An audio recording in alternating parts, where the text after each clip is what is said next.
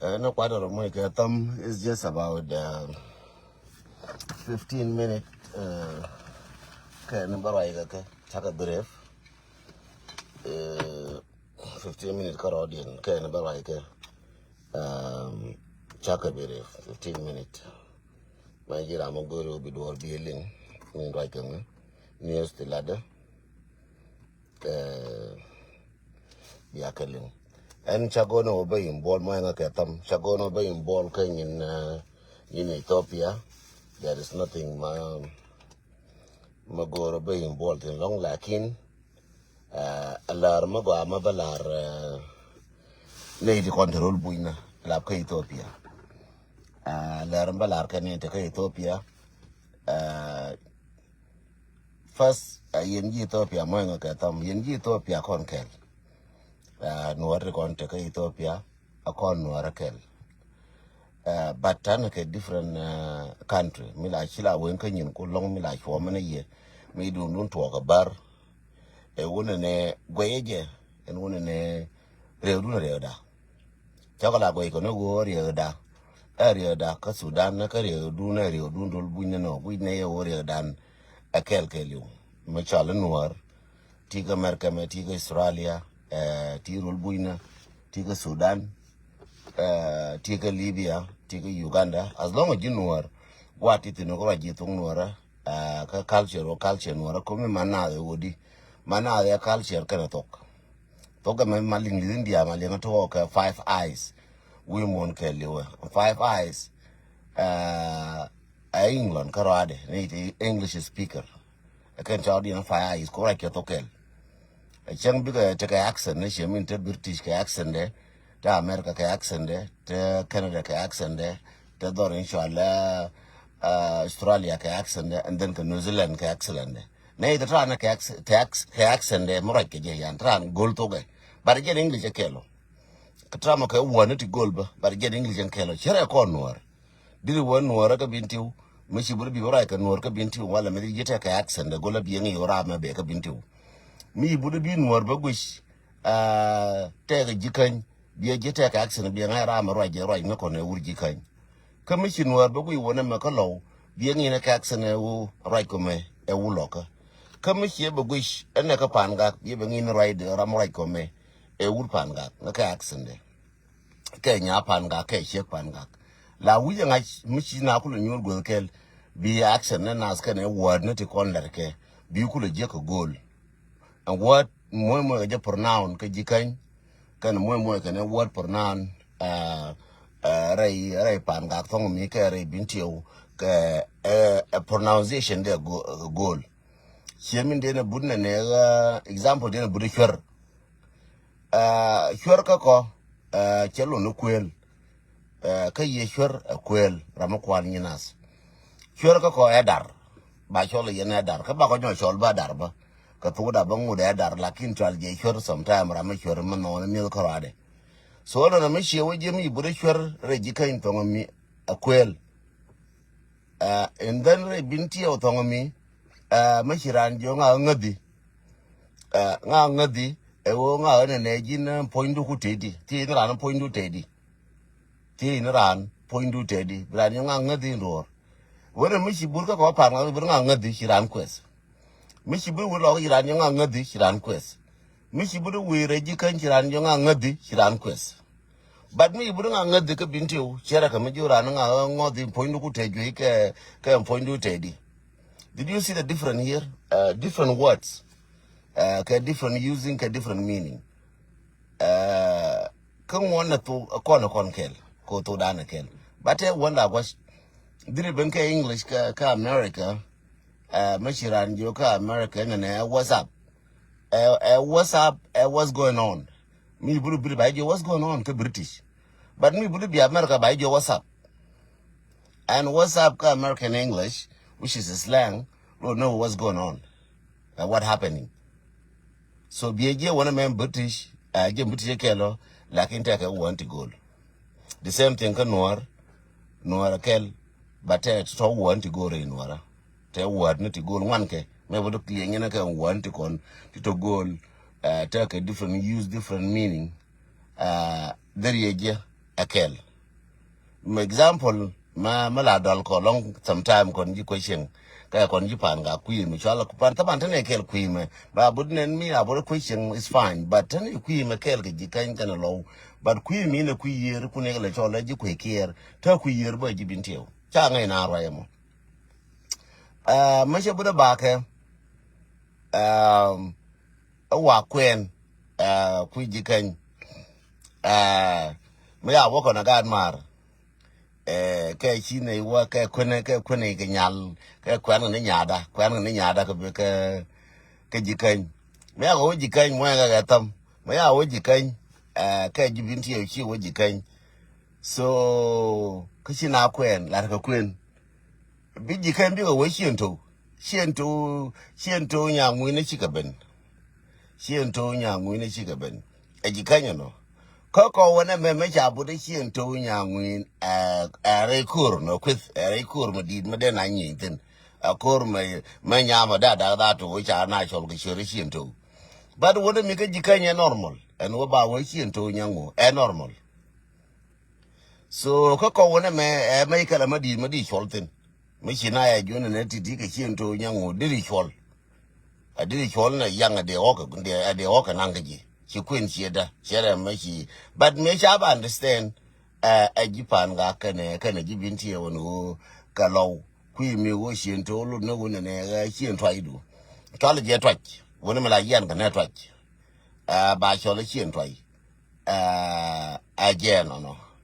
so take a tito different cut but as long chi na be jal kan gwa bar ma chi na be te kel ka chi na be nyur kan chi rwai na chi kala chi ka ta so to talk eti kon de la ne ke min ko la wotin yenen tan ne ke ne kon me lar yi shen dan che jo yenen malar ke dan nye kiere malar ke elol kana raye plan yal ka nyi ray ne yu ro ray che jo shen dan ngune jala ma jal ka raye ma jal ka raye gar ko a una ji kan biya wetin gwe jaler una ji kan yen ga ja ka ga jo una biya wetin lar ke raye roya me work a program pazana me una be woko roya ne chop kadis roya ne jana go mene roya na ko hotel ko mo ta bawo katana ka merkeme roya jien roya wo gambele roya wo pin roya yo ka lat roya ne ko na na chiangari ngai ne wo de yen ji kan ne de ngai ne je lora ayen ji kan wa de ma right ne jen wa ma ke roi na ayen ji kan wa de pe na mi ko de ga ne kier de ka le cham wa deng pe na yo ko rei ayena no ko joni ye rei jela kabriyo na rei point de tere ma ka be wuje me akun wi de jang ma cha jo wala re jikan rei jela ka test rei point de kan da man na lol jel ka test ma cha kam ka jang no ma chia ma chi jikai ro na go ngu ma chi ga ja cha ro na go ngu ka ga ja ka na ga jo ngu yi ga nyenyo ngu de ga ja ka na ga jo de ka nyenyo te jo teze mo chenge dan che okun che jo teze mo cha kam ko ka pan ga bat cha ko wolo cha ka pan ga bat cha ko lo me cha ka fa bin ju ke fi ke bin ju te jo me fi ke bin ju to gara bula to kam te so wona ne je ne bin ju da haje ti mane me cha bin ju cha da a ga ar ko sa ro gara bula ti to bul dial a gara bul ko na ko yo gara bul na ko yo to bin ju to da ki bi ju da ma chang wale ki na ta na ka ro bi cham ka ji bin ju ko ro di a ki nyang u bum na kon a ki nyang u bum na kon ki wo ta ka cham ka bin ju wale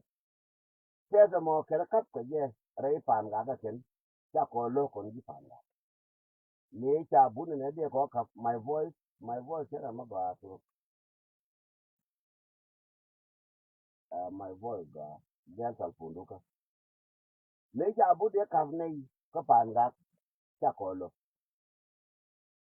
ne abu de ka ne ka pan ga ku bre ko lo ko kap ke ye wo de gwai na mal di longa di o mal mo ga lo me kap ke ne wo da ji dire ke ne ke na ga war de ro di na ko ga je wi ga war en wo yen ana ji dire ba la ko wi ji dire e de ga war ku ne ni kine ni na ke baka ga war na ka ke baka jijibire ko ngi ga war ban na ke baka jijibire ko ko ngi ko ni jijibire na ke baka ga war na ta kara na ka ko ga ya laka ka ko ba to ne wutin to community wutin to na wutin tin to ya laka ne a cikin da kiro na ka dun position na kan dun yo na cikin da kiro da na to wai cikin a je kiro da na akon and then mo na ka tam ta ba ka ni go da chai ne mo na ka tam ta na ka ni go da chai ne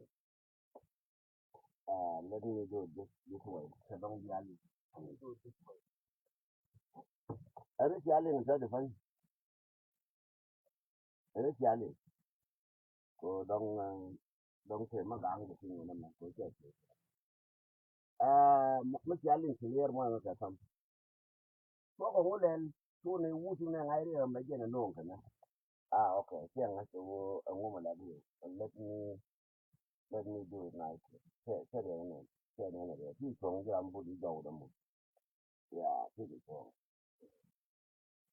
ko na na ko ni sama ye je na ba ga na điều giờ bà gọi nó ta được phanh cơ dính dâu để quay pin cơ quay này sẽ điều giờ bà gọi cho cái sama nên ta phanh cho gọi nó ta được phanh cơ cho cái sama đi đi okay thank you chua ko je cho cái sama này nè chua ko je ngi aga war ka ne la ko ngi ke no ne ba na ko chu ne isab da mol chua ko je gwi ne ba na ko so chua ko ya la ka chua ko wurtin ka ga war ka ne la ka yi ko goro me da ci se bintiu be non ko ba ga ka roda ba kul te gwa ma na ko njang ko jenen ko ya la ka ga war ka ne la ci ko nan ka wun ne da pan ga dara da so anano akel ka ci kon te shi to ko nyo kap cha kap lo ko nyo kap cha kap lo jogo lo yen yi ko to ko che nyangu to ko che nyangu ji so ke ji no to che nyangu cho kap lo ko wo lo cha chu lo chu ta lo ke je no cho no ta lo ko ti gur ke yu na ma bo do la cho no ken wo ne ba lo ba da ken ko rodien cho no aga lo ko ti kon ta ka west cho no ken wo ne lo wa kana ka rodien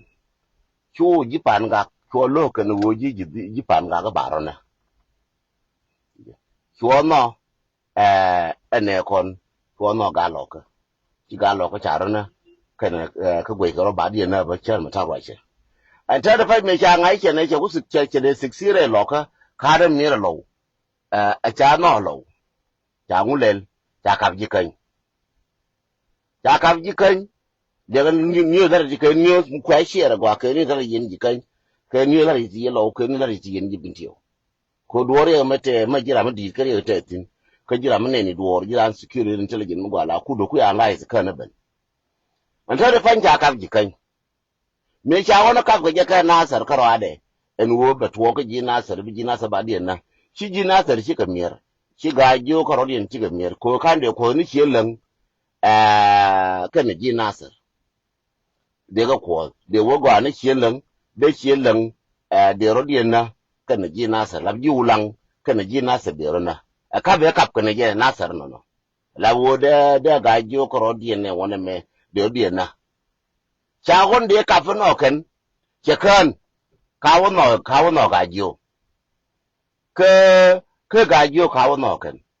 kawo no ga jiyo wo ga jiyo ba diyan na karo diyan ke succeed o shi lang pankien de ga target ji nasar ka ji nasar de shi lang de target ka no ji nasar chalo ji nasar ji nasar shi ka pel chalo baro diyan na karo diyan su ga ngur la na kwan tare ni jang mi che nga en wo che jo en jang changi ji nasar chero gwa jo ku ya nga changi ji nasar en wo na gen gur na wo be ji nasar bakana kana julang lab nasar beji nasar kana julang bekana changi ba ben ke kan news ko wa ke nyo ni ye gwa nan do pentin ji nasar cha loken en u baro diena chera nyo ke gien chera nyo ko wanjang ko yen dong cha ka follow gwa chera nyo wanjang cho wa ga gwang go mu ku ga gwang kana tang gu shin karade la bo da nasar karade da nasar karade tu gwa me je ne ji nasar ti ka tu gwa je ne shwe wa ga gwang ma cho ga gwang o shwe na governor shwe ne wa ga gwang ko ba ku lo wa ga gwang a ji kai a ga jo ga gwang ken tere ba ku lo ga gwang a ken kon tere ko shi governor ke ben ga gwang anano ya ta kai mai kala madi mu shu da tuwo shu dollar she ko lo je chan me che nyo gwe ba chin chan ne na ga gwang wo ga gwang ba ga ko ga che ma na ken shu community ga gwang around the world shu nyur so wa dollar mo area da karo ade dollar rus anare da me che gwi ka dollar ka na lo ga ku ka ga jo lo ga ku to dollar cha wo ta kwang chora le ai cha nyo ko no lar ni ye plan ne jeng ti ko lar ko jube anono ke plan de kon ti tuo ko jube lar ke jang me che nyo go ina de panyo ko chi ji kan get chi ji kan ji ye ko rodien ji kan ja gwan ta rien ta nga ga jo ya gwan ta ya gwan ta re jang ta nga ya gwan ta re jo ye wo jang ka cha kwen ni ja nuor dia lo gwan ta re jang chi jang ne ne wo jang ye jo chi ji kan ji ka chi ga jo pel ja go ga jo cha ro bin na ka rodien che tu kur mu din mu tuora ji kan kam ne kin ko rodien go ke ne jang ken che ngai chi ji kan ja ra mat ba go ina point ne da de pan an jang nan ta go me na ba to ar pin go gwa ma to nya bi ben na che gwi che nyo go wo da de pan che ku wo ke ye yen ga ja ko la ne ga ka ta fasil ta bu go ke ye ka detail ba ba ni ye ji kan no che ka ga ja nya na yang che no che wu ni cha lo ga ke che lo ga ke lo nya ke che no ke wodi ko wona ne be woto baga be jikan be ko ko be ko jore ma chara me je no ye be ko jure no ye wurin chala nga ne no ye me ka je jipan ga na ka ye binti yo be na ko ko be woto ne jaw na tangomi ko nga ko ga ja aga ja a cha politics ngai aga ja a te ko kwar ba ko lo use lo nya kier kon ga ja to kon kwar guru no wo kon ga ja bana te ko kwar ma ga good.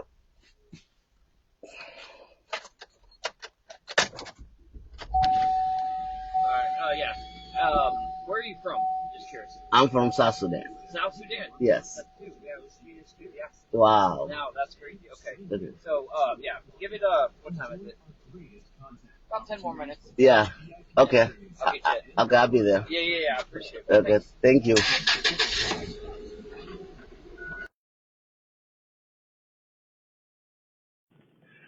Shangulel, Chagaja, Chaka, Goro back of Gaja.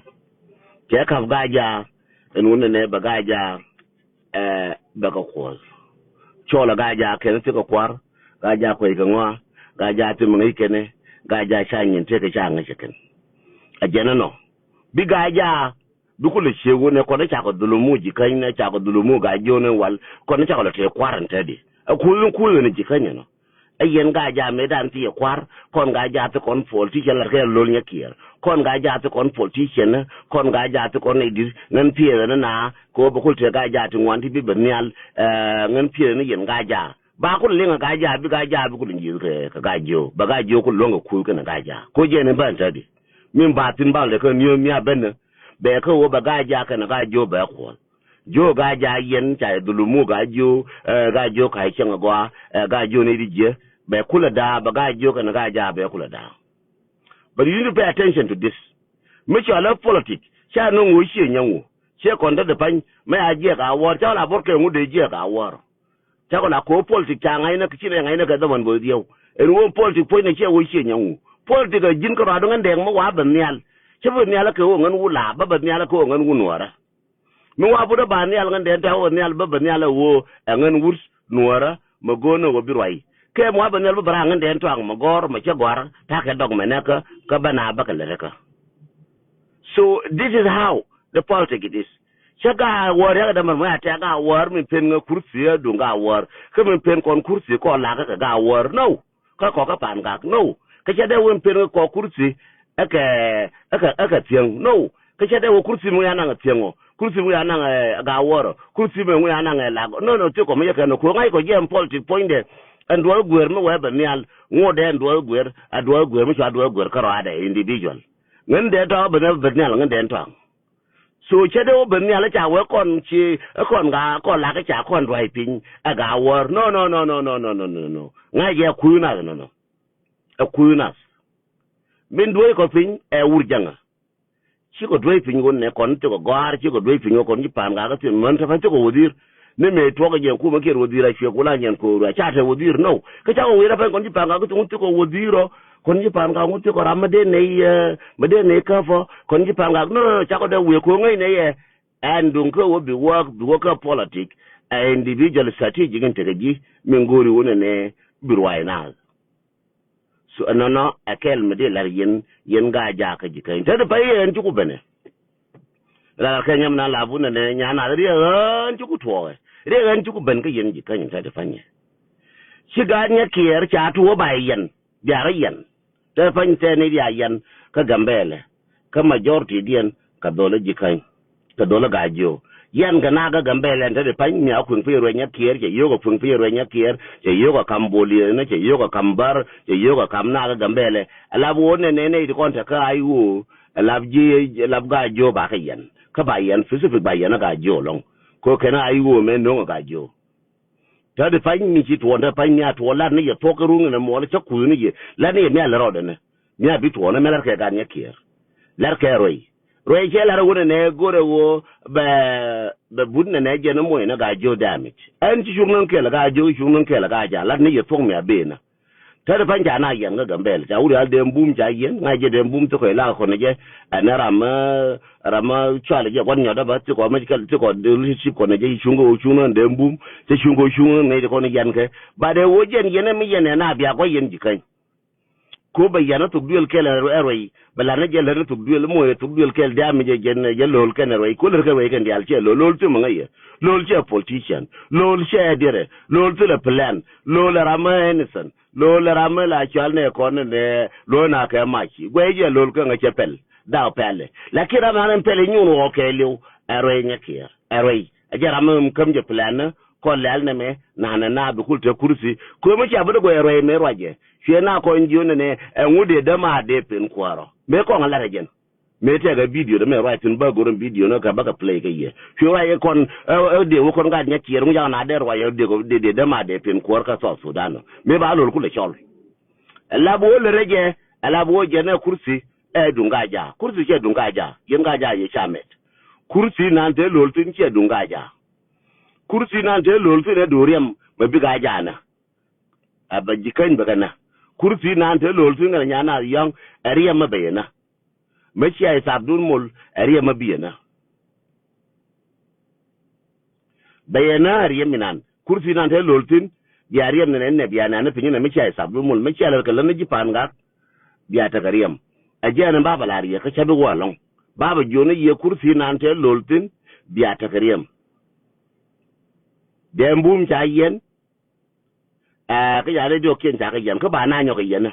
according to plan wuro min chale lo nya kier ka re nya kier ken gambele ya ko ke li ko che na ko pin ko ba na yan biya ka ne biya we yan na biya we chan ke mi ala den ton chen jira ma mora na yu ga pin ba ka ba yen chen dol ma tot ba yen chen wur ma di ba yen ta ban je to ben wana ba ga yan ko ma bi na mu ya bo ngwar me ra na yu ko te nyura be yan wayami be yan abialin lol be kai ka yaga gambele be yan rubunyo minan be wujule antin arenya kier macha mu pega nduro enya kier cha mu ke pega cha ya la ka go yen jikan be yakol abianyin kam no kun be chere me chalas ay ga ko gre lo kame kana gurube yen minde lar yen jikan we ga je kana ne akariyam kana loñ ajende lar yen na real je ka akariyam dun karna wopin karna gwai kam no kun to ka gajo to ga ja to ga gwang karna gwai kam no kuri ala je ka ko da ne che dun ga ja ka che dun ga gwang ka che dun ga jo che ma goran ka ye che mu go to duel ke ye ambo go na ga nya kier pan kier lo na ke kursi mo lo na ke ga nya kier che lo na ga ja chen ba mer ta ga ja kursi mo nan kon ga ja tele kursi mo do ga ja mala wato tene ke juba ngai lo de lar juba tele kursi mo do ga ja ke tele kursi mo do ga jo ke tele kursi mo do ji pa ga tele kursi mo do ji binti o ka kai lo kursi na dun ku be ke la ga re ji bara ma no ga ra ma bara na ga chen na jang pan kier ga re jang ma be jang ma no ga re jang ma no tele ma shala wo ga ne kursi me dun che nyangu mer ke ne ye kurti ce ga kurti garu mai nan ce dunga ce dun ce lang kane kurti na ne te ke wurin jala kan kyora la ce dun nasar kurti kan kyora la ce ga ne kurti na ne te ke wurin jala ya ga ko ce dun ko be dun re ga ko ene kurti mata ke jubu kwanya na gen kir kira ma non kwanya yen ce nyango kare kwanya ga ja kare kwanya yen ga ja wa kwanya lolo cha no ne lolo kare kwanya ga ja kwanya na gen kir so yen ji kan chor ku ke kursi ne jana ke nyin kier kon goro banana kon ba pe wono be je bi mal ko be te yekel